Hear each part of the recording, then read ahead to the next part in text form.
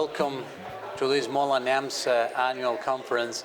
With me is Dr. Monica Vela, who is the president of the No, I'm the director of the Hispanic Center of Excellence at the University of Illinois. Okay, and you guys are hosting MOLA this year and We NAMS. are so excited and delighted to be able to host MOLA and NAMS this year. This is the first year that the University of Illinois has participated in hosting.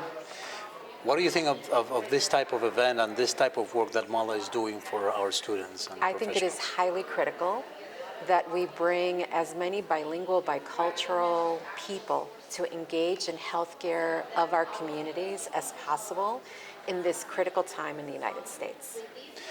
It is important, like you mentioned, and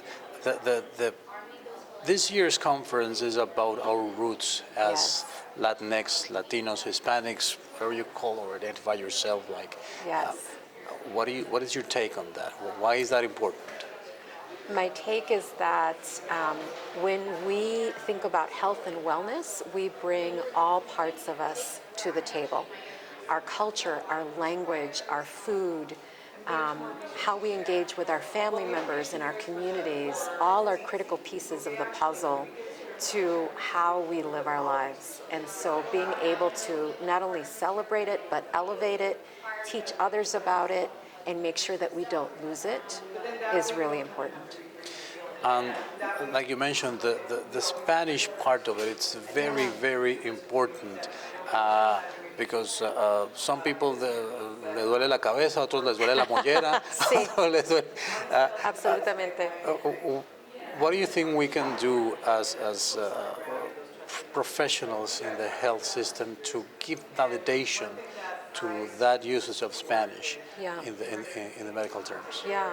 So very specifically at the Hispanic Center of Excellence, we run pathway programs that run from 8th grade all the way through to early career faculty.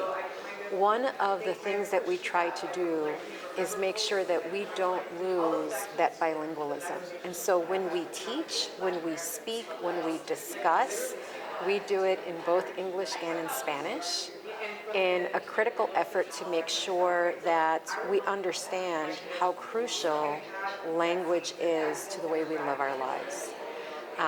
How it is that when you speak Spanish to a patient who is bilingual or Spanish speaking only, the level of trust is automatically sealed, it appears. And so you begin on the path of healing through language. That concordance is very important. Yes. And also, I mean, of course, as patients, we have a lot of older people from older generations who may only speak Spanish, and that might be a barrier for them to get access. But there's another barrier building up about our young generations who are coming out of high school, getting into med school, and maybe their Spanish is not that good, or maybe they have, been ashamed of speaking Spanish. How do we deal with that? Yes, I think it is very important very early on to demonstrate to them that this is an asset, that being the best physician possible to all communities is recognizing not only what language does my patient speak, but what is their preferred language, in which language are they best able to communicate what is happening to them, and how can I support them in the process of sharing what they need to share. Right. Dr. Vela, is there anything else you would like to add? I think that conferences like MOLA, NAMS, and centers like the one that I run are critical to exactly what you're talking about, which is raising health equity for all communities.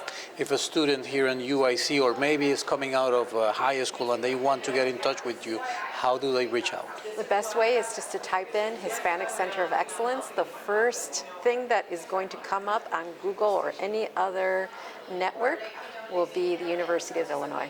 That's SEO at its best. Okay. That's right. Thank you so much. Thank you. It's been a pleasure. Pleasure to meet you too.